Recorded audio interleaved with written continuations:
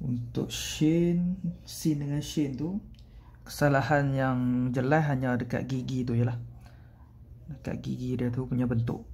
First kena turun macam ni, naik. Dia punya pembahagian dia tu sini besar daripada yang depan ni.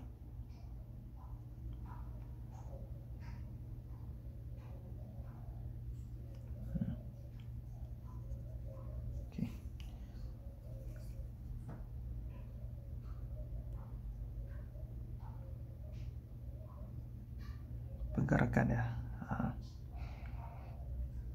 dia ada pergerakan sulus sikit kat sini.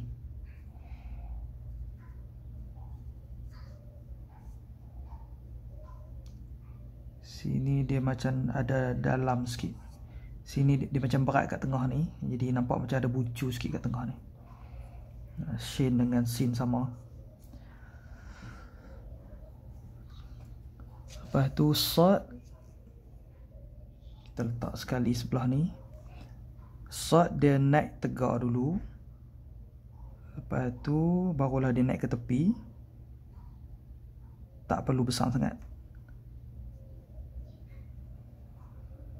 Macam tu.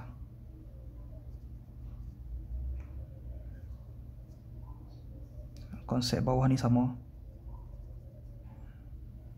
Dia bulat tapi dia ada macam bucu sikit kat tengah ni, yang betul-betul paling berat.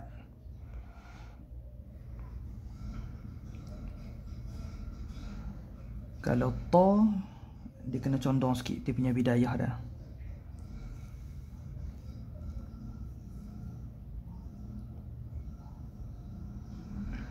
Tapi belakang dia punya bentuk sama lah.